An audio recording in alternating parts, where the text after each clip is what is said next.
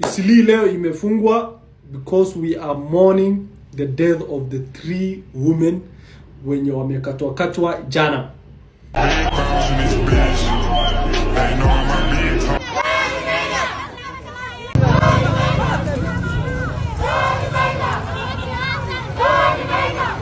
Kwa kweli wametendewa kitendo ambacho ni cha kinyama sana.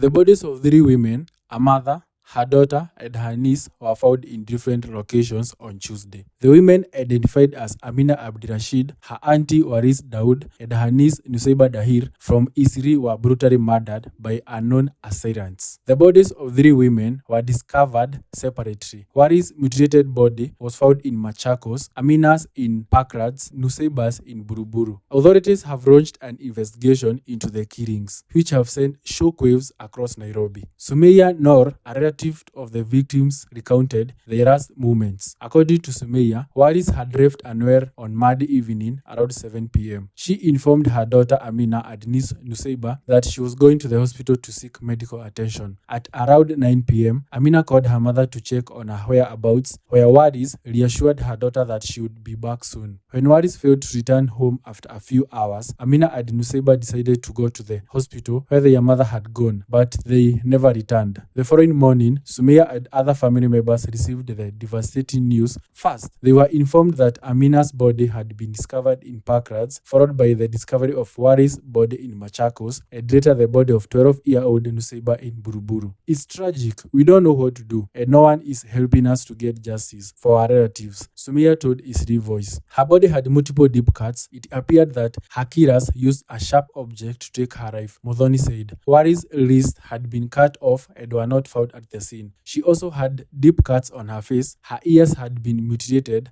her eyes gouged out, and her neck was almost severed. Modhoni noted that Waris' body was found near Arim Secondary School along the QB Machakos Road within the Kiamudheke area in Kinanie Division. And I quote, members of the public reported a female body lying near the school, and the police officer along with crime scene personnel from Machakos responded to the scene, Modhoni said. It's suspected that Waris was murdered elsewhere and her body was dumped near the school. Further examination revealed that she had been sexually assaulted with injuries inflicted on her private parts. The Directorate of Criminal Investigations (DCI) has lodged an inquiry into the incident. Today, hundreds of residents gathered in Eastleigh today to mourn 3 women from the neighborhood who were brutally killed earlier this week. The victims, Waris Daud, her daughter Nusaiba, and her niece Amina, were found in separate locations across Nairobi and Machakos on Tuesday, sparking shock and grief throughout the community. In a disturbing development on Wednesday, police found severed heads believed to belong to one of the victims in South Carolina. In a show of mourning and solidarity, all shops and malls along Yusuf Haji Street in Eastleigh were closed today, reflecting the community's collective grief and support to the victims' families. Nairobi Senator Edwin Sifuna and Kamukoji Member of Parliament Yusuf Hassan called for swift action from law enforcement. They urged the police to identify and arrest the perpetrators responsible for the murders. Senator Sifuna emphasized the need for the police to enhance security measurement in the country. If these young women can be killed in such a manner, it seems no one is safe in Kenya. The police need to step up their efforts, he said. He further expressed concern that Kenya, known for having one of the most professional police force in the region, should not allow such crimes to go unpunished. He called on authorities to ensure that those responsible for the killings are swiftly brought to justice. Kamukoji MP Yusuf Hassan also addressed the gathering and expressed his outrage over the killings, calling them an unacceptable attack to the people of Eastleigh. This tragedy has brought a lot of pain and a deep sense of insecurity to our community. We cannot allow this to happen again. We want the government to take action immediately and arrest those responsible for these heinous crimes, he said. The duo was accompanied by Ahmed Abdullahi, chairman of the Eastleigh Business District Association, who emphasized that such gruesome deaths are strictly forbidden in Somali culture and beliefs. He stressed that the community murder of women is an act the community unequivocally rejects. This is a live wire for us. We will never accept the killing of our women. We demand that the government and the police tell us who committed these crimes, said Ahmed. Following the speeches, residents took to the street in peaceful demonstrations, carrying posters denouncing the killings and calling for an end to such violence. They also demanded accountability from law enforcement. The protests took place along several major roads in Eastleigh and surrounding areas, causing brief traffic disruptions but remaining largely peaceful. Meanwhile, the bodies of the three women are currently in the Nairobi City Mortuary, and burials are expected to take place on Friday in accordance with the Islamic customs. The community continues to wait for updates from the police investigations as they mourn the tragic loss of the three women. Kindly subscribe for more news updates. See you on the next one. I'm Peter. Kwa kweli wametendewa kitendo ambacho ni cha kinyama sana, na mimi kusema ukweli sielewi ni nchi gani tunaishi. Kama kuna watu ambao wanaweza kufanya vitendo kama hivi kwa muda huo wote, muda ambao unamchukua mtu kumchinja binadamu mwenzake kama kuku, alafu kisha amwandame mtoto wake, amwandame mwingine wa familia yake na muangamize kwa njia hiyo hiyo. Wakati huu wote tunasema tuko na vitengo vya polisi na usalama. Sidhani kama kuna mtu yote katika taifa hili letu la Kenya ambaye anaweza kujivunia kuishi katika mandhari kama haya. Mtajua kwamba mwezi huu tu tumekuwa na vitendo kama hivi na matukio kama haya mengi sana. Hussein, unajua kuna yule dereva wa taksi kutoka Mombasa, na yeye alichukuliwa kwa njia ambayo haieleweki, mwili wake ukapatikana amewawa kule Nakuru. Kuna mdada mmoja mdogo sana amewawa na yeye, mtoto wa MCA kule Thika, amenyongewa kwenye nyumba.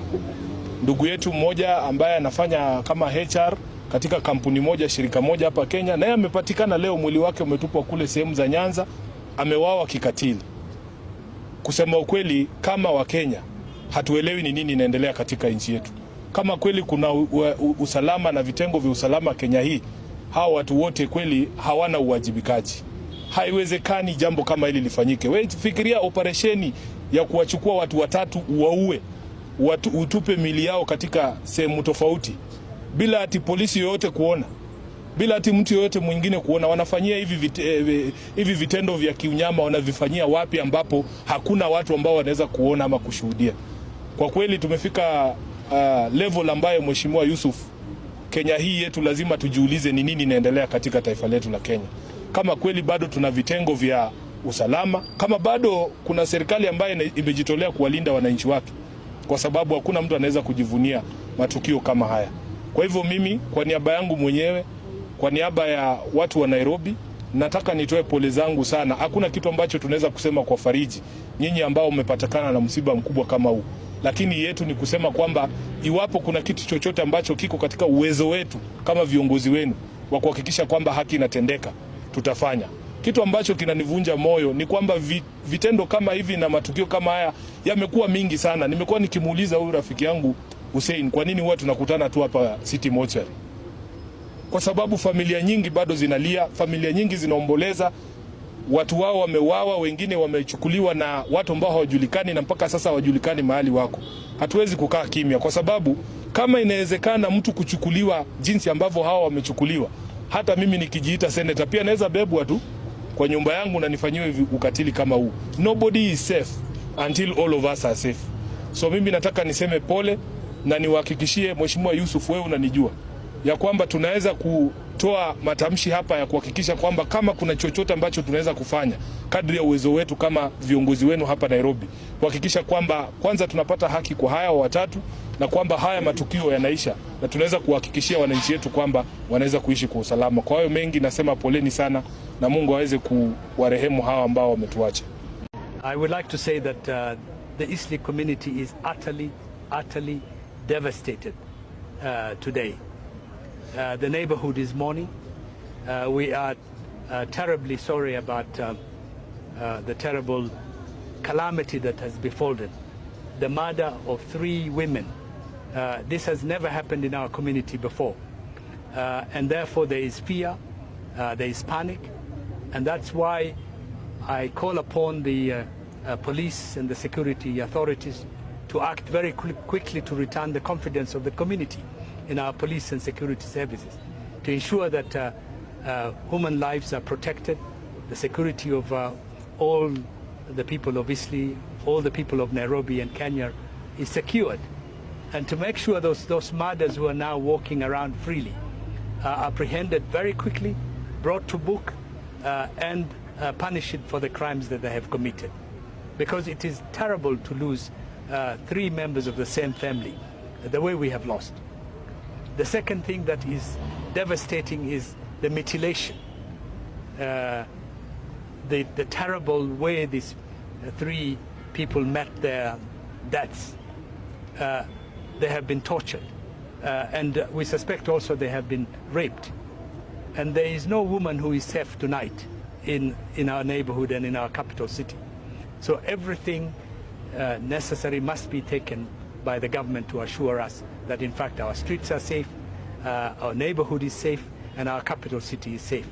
And that people can go, women can go out in the evening and at night without any fear in their neighborhoods and get along with their normal lives.